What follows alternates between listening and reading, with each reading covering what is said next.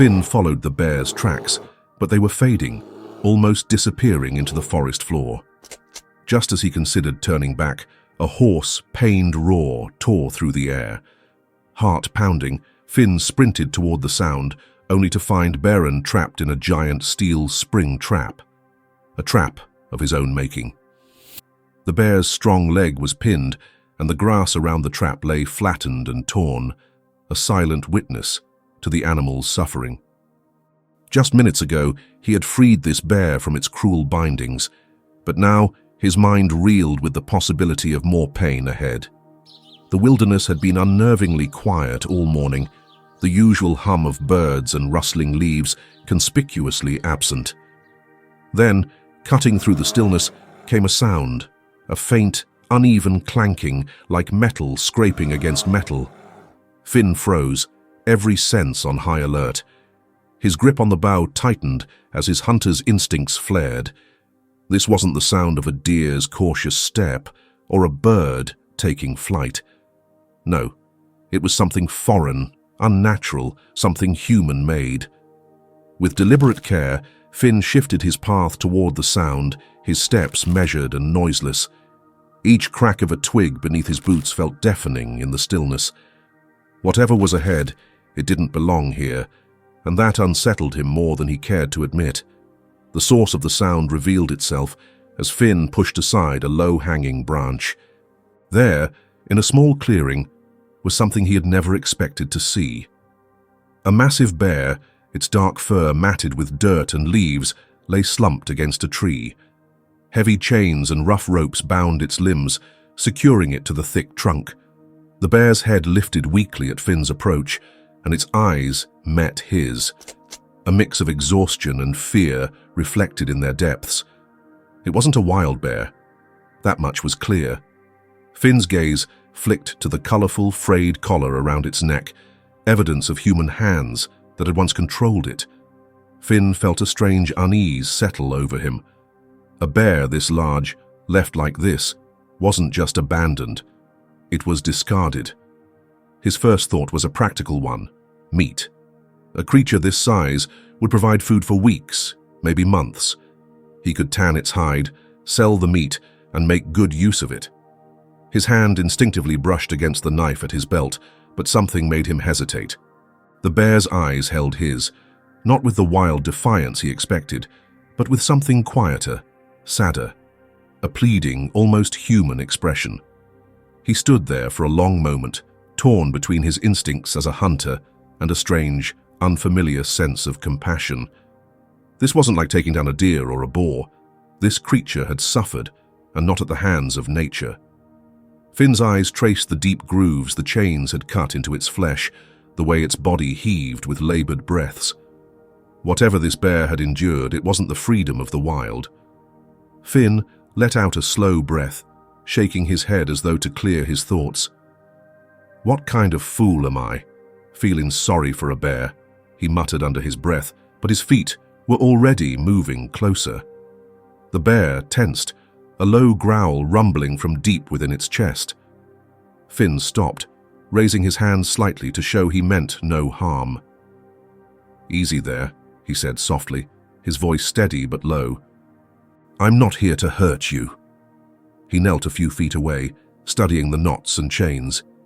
They were crude but secure, clearly designed to hold the bear in place with little regard for its comfort.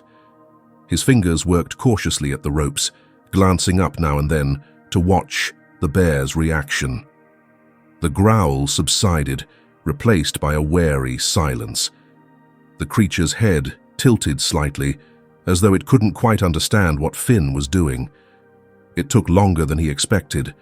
The chains were rusted and stubborn, and the ropes dug deep into the bark of the tree. As Finn worked, the bear shifted slightly, testing the slack. "Hold still," Finn muttered. "Ain't gonna help if you squirm."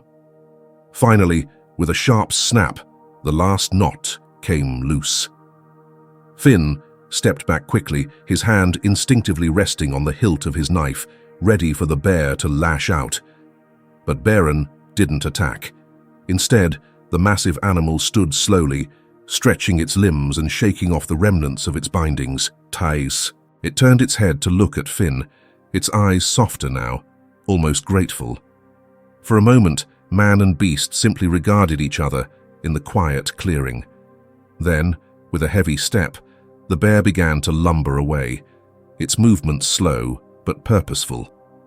Finn watched until Beren disappeared into the underbrush, his mind a whirlwind of thoughts. Relief that the bear hadn't turned on him mingled with a growing sense of unease. This part of the forest was littered with traps. His traps. He had set them for small game, but they wouldn't discriminate against a creature as large as Beren. The image of the bear, free but caught again, gnawed at him. "Damn it," Finn muttered, slinging his bow over his shoulder. He wasn't sure what he was doing or why, but his feet were already moving, following the path Beren had taken. The forest felt different now, the stillness heavier. Finn's sharp eyes scanned the ground for signs of danger, his mind focused on one thing, making sure the bear's freedom didn't lead to its end. Finn trudged through the dense underbrush, his boots crunching softly against the damp forest floor. The sun hung low, casting long shadows that made it harder to follow Beren's fading tracks. Each paw print in the soft soil told a story of the bear's struggle. Its uneven steps hinted at fatigue. Finn squinted, scanning the ground ahead, but the tracks seemed to vanish into the wild undergrowth. He paused, considering his next move, when a sharp, guttural roar split the air.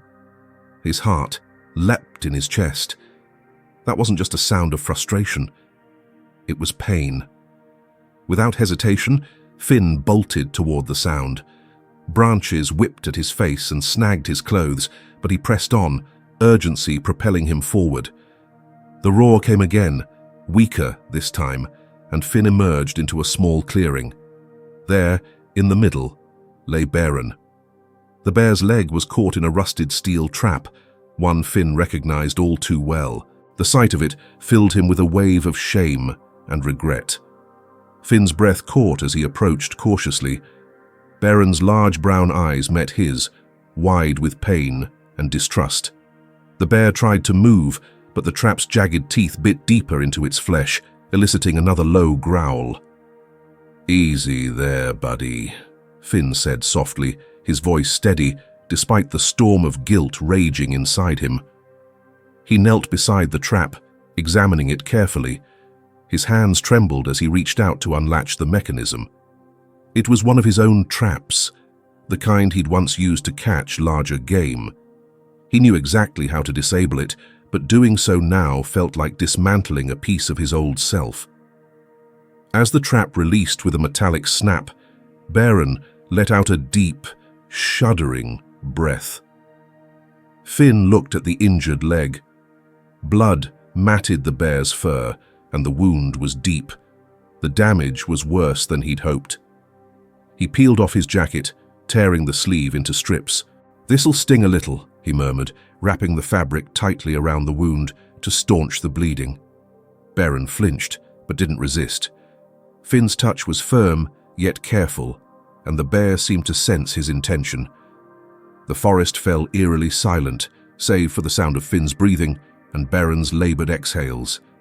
Finn pulled the emergency whistle from his pocket, hesitating only briefly before blowing a series of sharp, piercing notes. The sound echoed through the trees, a lifeline cast into the void.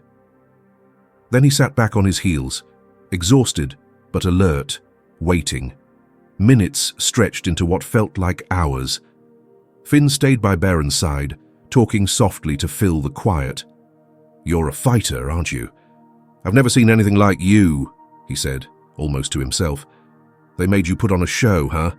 Fancy tricks, lights, crowds. But out here, this is where you belong." Beren shifted slightly, resting its massive head on the ground. Finn took it as a sign of trust, however small. He didn't know if the bear understood his words, but he kept talking anyway, as much for himself as for the creature beside him. The distant crunch of boots on leaves snapped Finn out of his thoughts. He turned to see a small team of rescuers approaching, carrying medical kits and stretchers designed for large animals. They worked quickly, administering pain relief and stabilizing Baron's leg. Finn stayed in the background, watching as they skillfully prepared the bear for transport. As the team lifted Baron onto a sturdy stretcher, Finn overheard snippets of their conversation. A woman in a green jacket spoke in hushed tones to her colleague. "This must be the bear from that circus. We'll patch it up and send it back. They still have ownership papers." Finn froze. A cold knot formed in his stomach as the words sank in. Ownership papers. Circus. The same place that had left Baron tied to a tree, broken and abandoned, was still laying claim to him. He glanced at the bear, now sedated but still vulnerable, and the thought of it returning to that life filled him with a quiet rage. He stayed hidden as the team moved efficiently, unaware of his presence. Once they disappeared into the woods with Baron, Finn lingered in the clearing. The image of Baron's pleading eyes as it lay trapped replayed in his mind. He clenched his fists, the weight of his decisions pressing down on him. Finn turned away, his boots heavy against the forest floor as he walked back toward his camp. He didn't have a plan yet, but one thing was clear. Baron couldn't go back to that circus, not after what it had endured, not if Finn could help it. The sun dipped below the horizon, casting the woods in deep shadows, but Finn's resolve burned bright. Somewhere in his chest, a quiet determination began to grow. He would find a way to protect Baron, even if it meant stepping far beyond the life he'd known. Finn Harper walked slowly along the outskirts of the circus grounds, careful to stay out of sight. The distant music of the show was lively, the kind that drew families and children to its promises of joy and wonder. But Finn knew better now. The world beneath the big top wasn't magical. It was a prison. He crouched behind a stack of weathered crates and peered into the backstage area. There they were, animals locked in cages too small for them to move. A tiger paced back and forth, its ribs pressing visibly against its skin. A monkey sat hunched in the corner of its cage, its eyes dull, scratching at a raw wound on its arm. Finn's gaze landed on an elephant, its tusks chipped and broken, its legs chained together. The animal swayed listlessly, a sign of the mental torment it had endured. The scene churned Finn's stomach, but he forced himself to keep watching. A trainer emerged from one of the tents, cracking a whip in the air with a sharp snap. The sound made the tiger flinch violently. Finn saw the trainer shout something. He couldn't make out the words, but the man's body language was unmistakable. Dominance, cruelty, and impatience. The tiger didn't respond quickly enough, so the trainer struck its cage with the handle of the whip. The clang echoed in the night. Finn clenched his fists but stayed still. He had come here for the truth, and now he was seeing it with his own eyes. The reality of what these animals endured was far worse than he had imagined. As he adjusted his position, his ear caught a voice. It was Luther, the man he recognized as Baron's former caretaker. Luther's deep, gruff tone carried from a few feet away, where he stood leaning against a trailer with a phone pressed to his ear. Finn slid closer, staying behind a stack of discarded boards.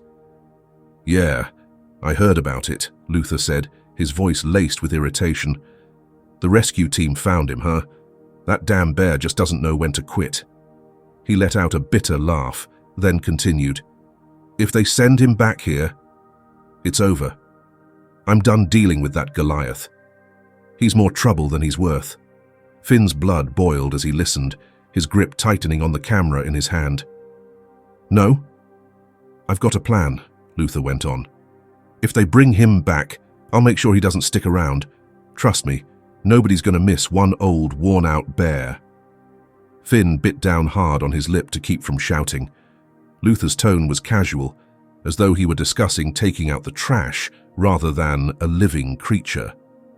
The man's utter lack of remorse sickened him. Finn adjusted his camera, zooming in to capture Luther's face as he spoke. Every word Every cruel plan Luther described was being recorded. After Luther ended the call and stomped off, Finn shifted his focus back to the cages. He began snapping photos of the animals, the tiger's protruding ribs, the monkey's infected wound, the elephant's chains. Each click of his camera felt like a small act of rebellion against the injustice he was witnessing. He knew these images would be crucial in exposing the circus for what it truly was. Finn stayed low as he made his way around the perimeter, careful to avoid the staff bustling between tents.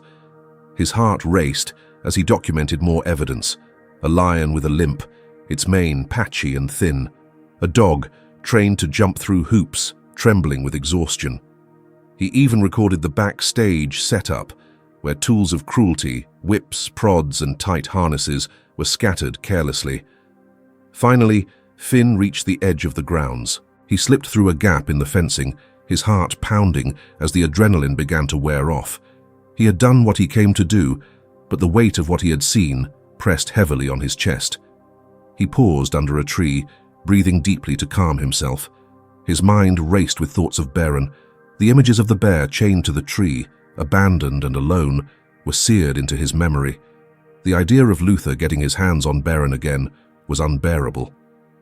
As he walked back toward the forest, Finn's determination solidified. This wasn't just about Baron anymore.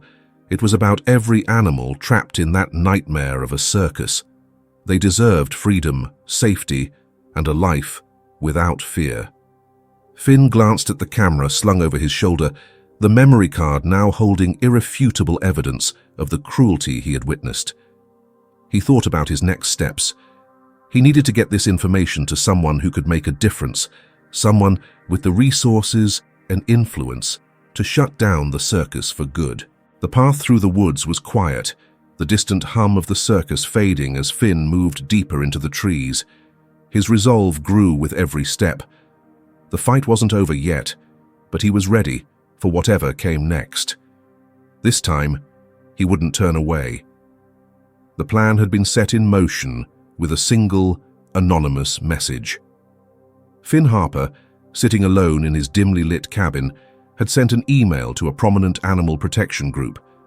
The email included photos and detailed accounts of the circus's cruelty, focusing especially on Baron, the once majestic bear now reduced to a pitiful shadow of his former self.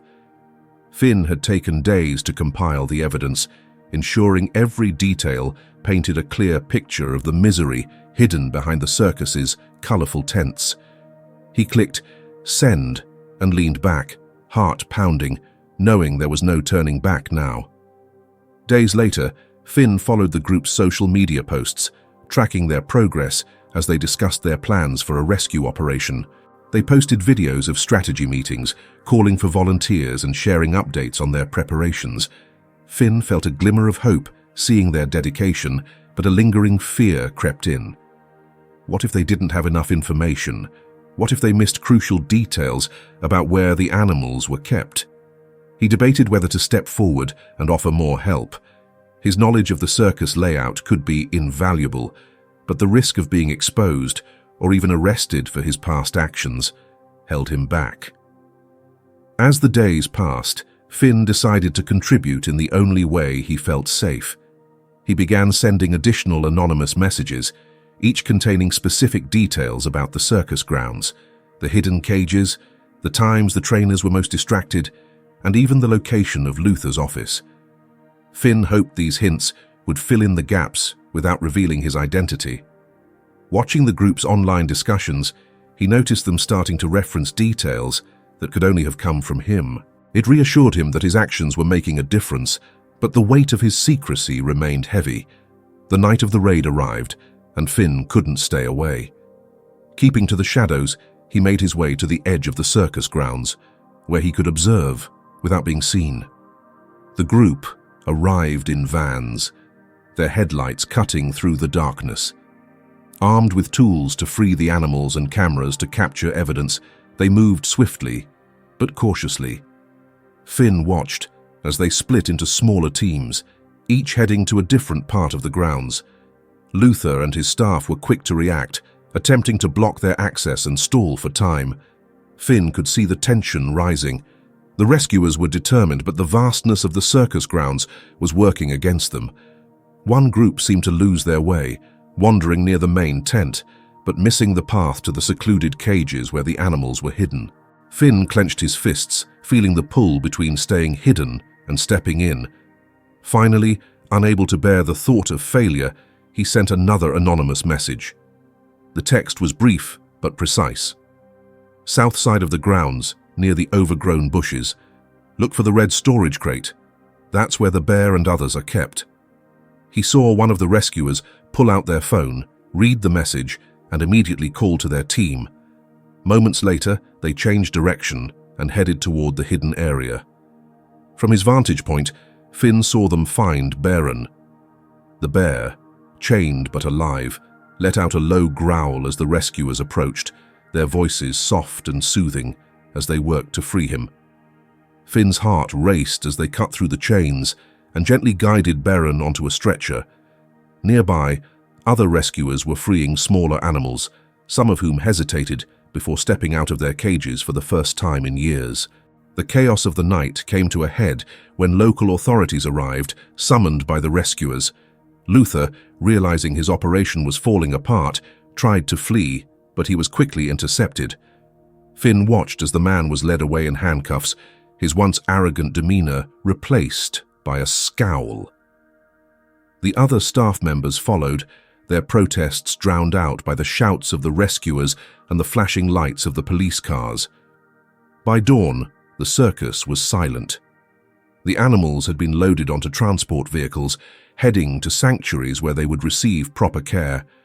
The rescuers celebrated quietly, their exhaustion overshadowed by relief. Finn stayed hidden, watching from the trees.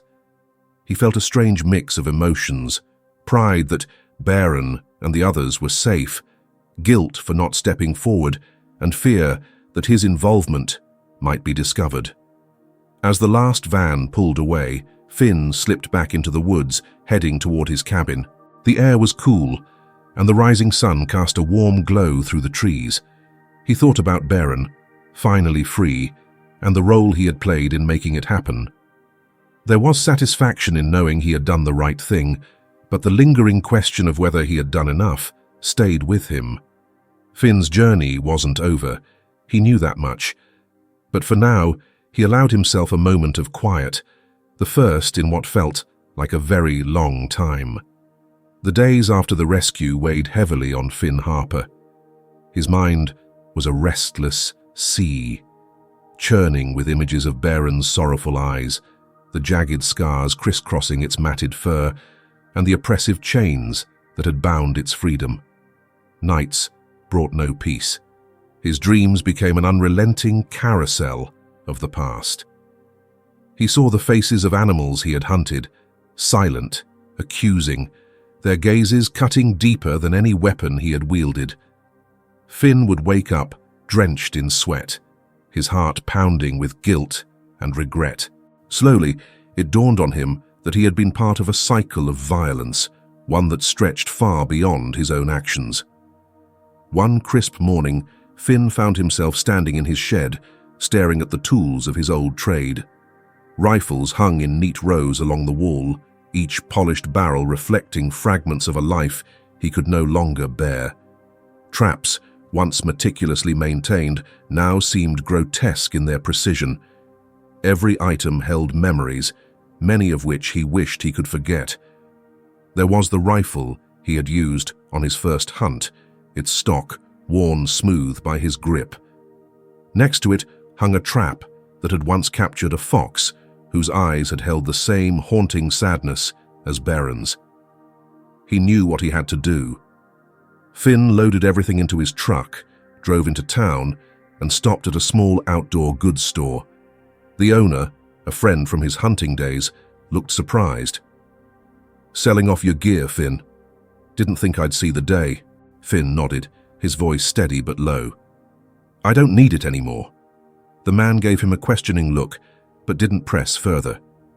As the truck was unloaded, Finn felt a strange sense of liberation, as though each item he parted with lifted a small weight from his shoulders.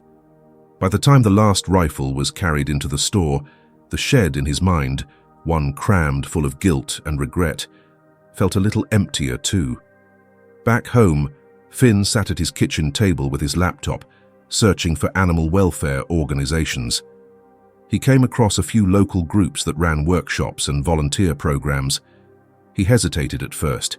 His experience with animals had been from an entirely different perspective. Would they even want someone like him? But the memory of Baron gave him the push he needed. Finn signed up for a weekend workshop on basic animal care, unsure of what to expect, but determined to take the first step. When he arrived at the community center hosting the workshop, Finn felt out of place.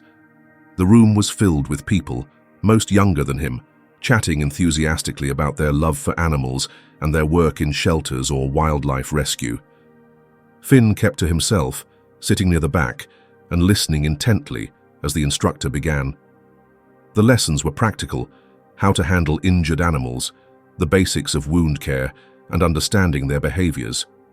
Finn's hands felt clumsy as he practiced bandaging a model paw, but by the end of the day, he had managed to wrap it snugly. For the first time in years, he felt a flicker of something unfamiliar: hope. It was a small, tentative ember, but it warmed him nonetheless. Over the next few weeks, Finn attended more workshops, slowly building his knowledge and confidence. He began to meet others who shared his newfound passion. There was Lisa, a spirited woman who had spent years rescuing stray dogs, and Marcus, a retired firefighter who had taken up wildlife conservation as a second career. They welcomed Finn with open arms, never questioning his motives. Their stories inspired him, and their kindness eased some of the self-imposed isolation he had carried since Baron's rescue. One evening, as Finn sat by the fireplace, he pulled out an old leather-bound journal. Its pages had been blank for years, but now he felt compelled to fill them. He started writing about the day he had stumbled upon Baron, the sight of the chained bear that had changed everything. The words flowed easily, each sentence peeling back another layer of guilt and regret. He wrote about the rescue, the struggle to break free from his past, and the quiet but profound transformations he had experienced. The journal became more than just a chronicle of events. It was a mirror reflecting the man he had been and the one he was becoming. Finn found that putting his thoughts into words helped him make sense of the chaos inside. Writing became his nightly ritual, a way to confront his demons and chart a new course. He wrote not only for himself, but for the animals he had wronged and for the people who might one day read his story and find their own reasons to change. By the time he filled the first journal, Finn felt lighter, as though he had left a part of his old self on those pages. Yet, he knew his journey was far from over. Writing had given him clarity, but it was action that would define the man he wanted to be. Finn began drafting plans for something bigger, a way to use his experiences to help others understand the beauty and fragility of the natural world. Looking out the window at the forest that had been both his hunting ground and his sanctuary, Finn whispered to himself, "This is just the beginning." Finn Harper sat at the edge of his small cabin, staring at the woods that had once been his hunting ground. The familiar sights were no longer comforting. Since abandoning his rifle and traps, he had been faced with a harsh truth. Hunting had been his livelihood, and without it, he was adrift. The money he had saved was quickly running out, and finding work in town proved difficult. Most jobs required skills he didn't have. Finn took on small tasks, fixing fences, chopping firewood, and running errands, barely making enough to scrape by. The mornings were the hardest. As the sun rose, Finn would sit with a cup of coffee, feeling the weight of his choices. But instead of regret, he found himself thinking about the forest and the life teeming within it. He thought about Baron, the once captive bear he had set free, and how that moment had shifted something deep within him. He realized that he needed to do more than just survive. He needed to make amends. One brisk morning, Finn packed a small bag with tools and headed into the forest. The air smelled of damp earth, and the rustling leaves whispered secrets only the woods knew. Finn walked the trails he had once tread as a hunter, now with a different purpose. He found one of his old traps, rusting and forgotten. Kneeling down, he dismantled it, his fingers working swiftly. The snap of the mechanism breaking apart felt like a small victory. Each trap he removed was a step toward undoing the harm he had caused. As he moved deeper into the woods, Finn noticed something else: the litter. Bits of plastic, broken glass, and other refuse lay scattered, disrupting the natural beauty. He sighed, shaking his head, and began collecting the trash. Hours passed as he filled bag after bag. By the time the sun dipped low in the sky, Finn was exhausted, but oddly satisfied. The forest looked cleaner, and for the first time in years, Finn felt like he was giving something back. His efforts didn't go unnoticed. One day, while clearing debris near a hiking trail, he met a group of environmental volunteers. They were collecting trash and planting native trees to restore the forest's ecosystem. Finn introduced himself hesitantly, unsure of how his past would be received. To his surprise, the group welcomed him warmly. They shared stories of their own journeys, how each of them had come to care deeply about protecting nature. Finn found their passion infectious. He joined their efforts, and soon he wasn't just cleaning up the forest, he was learning about conservation. Through these connections, Finn discovered workshops on wildlife rehabilitation and sustainable living. He attended every session he could, taking notes and asking questions. It was like discovering a new world, one where his past as a hunter didn't define him, but gave him unique insights into the animals he now sought to protect. Finn found himself looking forward to each new day, eager to learn and contribute. One crisp afternoon, Finn stood in the middle of a clearing, the late-day sunlight streaming through the trees. He had been out collecting traps and cleaning for hours, but he wasn't tired. As he paused to drink water, he spotted a movement in the distance. A young deer, its coat shining like bronze in the sunlight, cautiously stepped onto the trail.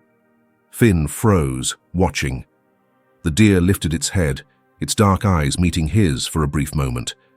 Then it trotted away, disappearing into the underbrush.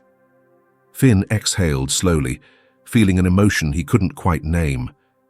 That moment felt like a sign.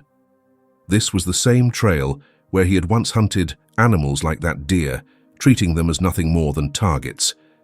Now he stood as a silent observer, humbled and grateful. As he packed up his tools to head home, Finn reflected on how far he had come. He hadn't just freed Beren, he had freed himself. The man who once saw the forest as a place to conquer now saw it as a place to cherish. Finn knew there was still more to do, but for the first time in his life, he felt he was on the right path. The forest, with all its untamed beauty, had become not just a backdrop, but a sanctuary, and Finn Harper was determined to protect it. Finn Harper couldn't shake the image of Beren from his mind. The last time he saw the bear, it was being lifted onto a rescue vehicle, its body weakened and its spirit crushed. Finn had done what he could, but a nagging feeling told him it wasn't enough. What if the rescue team returned Beren to the circus? What if it ended up in another cage? He couldn't let that happen. Determined to know Beren's fate, Finn began piecing together clues from scraps of conversation he overheard during the rescue. Eventually, he discovered that Beren had been taken to a wildlife rehabilitation center located deep in the countryside. Finn knew his plan wasn't without risk. Visiting the center meant exposing himself to people who might question his motives or his past. But Beren had endured enough suffering, and Finn couldn't rest until he was sure the bear was safe. Armed with nothing but determination and the coordinates of the center, he set off.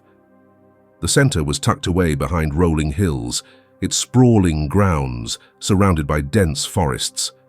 Finn parked his truck a mile away, cautious not to draw attention, As he approached on foot, the sound of chirping birds and rustling leaves filled the air. It was a stark contrast to the mechanical chaos of the circus, where he had first seen Beren. Finn crouched behind a cluster of trees near the fence and scanned the area. Then he saw it. Beren was in a large open pen, its once matted fur now clean and gleaming under the sun. The bear's movements were slow but deliberate as it sniffed the air and inspected its surroundings. Finn noticed that Beren's eyes, which had been so filled with fear and despair, now held a flicker of curiosity. It was clear the bear was recovering, but Finn couldn't ignore the weight in his chest. He felt responsible for ensuring Beren's future would never include chains or cruelty again. Watching from a distance, he felt a mix of relief and responsibility. The bear was safe for now, but Finn knew safety could be fragile. Unable to stay an outsider, Finn made his way to the front office of the center the next day. The receptionist, a young woman with a no-nonsense demeanor, greeted him with a raised brow. "Can I help you?" "I heard you folks take volunteers," Finn said, keeping his voice steady. "I've got experience working with animals. I'd like to help." The woman studied him for a moment before handing him a clipboard. "Fill this out. We'll see what we can do." Finn kept his answers vague, omitting any mention of his past as a hunter. Within a week, he was part of the volunteer team. His tasks were grueling: cleaning enclosures, hauling heavy bags of feed, and repairing fences. But he didn't complain. The physical work suited him, and it gave him a chance to learn about the animals and how they were cared for. Beren's pen became a place Finn visited often. The staff called the bear a gentle giant and noted its surprising calmness around humans. Finn kept his distance at first, observing Beren as it regained its strength. The bear's movements became more fluid, its fur shinier, and its demeanor more relaxed. Each small sign of progress brought a quiet satisfaction to Finn, but he stayed cautious, unsure if Beren would ever recognize him. One late afternoon, as Finn was cleaning Beren's pen, the bear approached. Finn froze, the rake in his hand still mid-air. Beren's dark eyes locked onto his, and for a moment, neither of them moved. Then, to Finn's astonishment, Beren lowered its massive head and stepped closer. It sniffed the air around him, its nose twitching, before letting out a soft huff. Finn's hand trembled as he reached out slowly. He hesitated, then gently placed his palm on Beren's broad neck. The bear didn't flinch. Instead, it stood still, allowing Finn to touch its fur. For Finn, this moment was more than a reunion. It was a silent confirmation. Beren remembered him. Despite everything the bear had been through, despite Finn's own flaws and past, there was still trust between them. As Beren lumbered back to its favorite spot in the shade, Finn watched, his resolve hardening. This wasn't just about redemption anymore. It was about making sure Beren would never again have to depend on human kindness to survive. Finn left the pen that evening with a new sense of purpose. The road ahead would be tough, but for the first time, he felt ready. Beren deserved nothing less. Finn Harper's journey to redemption came to its pinnacle as he grew into a vital part of the Wildlife Center. His days were consumed with organizing outreach programs, speaking to communities about the importance of animal welfare, and sharing his personal story. When Finn spoke of Beren, the massive bear who had once been chained and abandoned, people listened. His voice carried the weight of a man who had seen the harm humanity could inflict, but also the healing that could come from change. Finn's words weren't lofty or embellished. They were simple and true, and they resonated deeply with those who heard them. When the time came for Beren to be released back into the wild, the center chose Finn to accompany the team on this momentous mission. It was an honor Finn hadn't expected, but one he knew was right. He'd been there when Beren was at his lowest, and now he would be there to see the bear reclaim his freedom. The preparation for the journey was meticulous. The team ensured Beren was healthy and strong enough to survive in the wild. running final checks as Finn stood nearby, watching with quiet anticipation. The truck carrying Beren rumbled down the long dirt road toward a dense forest, far removed from human settlements. Finn rode in the back, seated near the bear's reinforced enclosure. The rhythmic hum of the tires on gravel mixed with the rustling sounds Beren made inside. Finn glanced at the bear through the small window, catching a glimpse of its calm yet alert demeanor. It felt surreal. Months ago, this same bear had been on the brink of death, bound by chains and despair. Now, it was moments away from a second chance at life. As they neared the release site, the vehicle slowed and the team began unloading. The air was heavy with expectation. Finn worked alongside the others, his hands steady despite the nerves swirling in his chest. The enclosure door creaked open and Beren stepped cautiously onto the soft earth. For a moment, the bear seemed uncertain, its massive frame tense as it sniffed the air, taking in the unfamiliar scents of the forest. The trees stood tall and welcoming, their branches swaying gently in the breeze, as if beckoning Beren to take his first steps into freedom. Finn stood several yards away, watching intently. His heart pounded in his chest as he held his breath. Beren took a hesitant step forward, then another, his large paws sinking into the soil. The team remained silent, giving the bear the space and time it needed. After a few moments, Beren stopped, turned his massive head, and looked back at Finn. Their eyes met, and in that fleeting connection, Finn saw something he would never forget, a quiet acknowledgement, almost like a thank you. The bear's gaze lingered before it turned back to the forest and lumbered away, its movements growing more confident with each step. Finn watched as Beren disappeared into the dense greenery, the rustle of leaves marking the bear's passage, until there was only silence. For a long moment, Finn didn't move. His chest felt tight, his emotions a mix of pride, relief, and an unexpected sense of loss. He knew this was the right thing, the best thing, but it didn't make the goodbye any easier. On the drive back, the mood among the team was celebratory, but Finn remained quiet. He stared out the window, his thoughts drifting. He thought about the first time he had seen Beren, tied to that tree, helpless and afraid.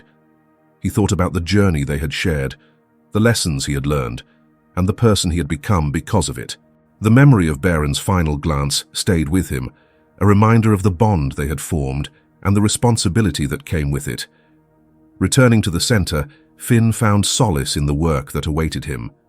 The animals under his care needed him, and there was always more to be done. His days were busy, but they were fulfilling in a way he never could have imagined. Finn no longer saw animals as trophies or commodities. He saw them as beings with their own stories, their own worth. People in the community began to recognize Finn not as the hunter he once was, but as an advocate for change. His talks continued to inspire, drawing in more volunteers and spreading awareness. Finn never sought recognition for his efforts, but he accepted it as a sign that the world could change, one small step at a time. Finn's transformation was not just about saving Beren, it was about saving himself too. Through Beren, he had found a new path, one rooted in compassion and respect for the natural world. He no longer carried the weight of his past. Instead, he carried the hope of a better future, not just for himself, but for every creature he could help. And in that hope, he found peace.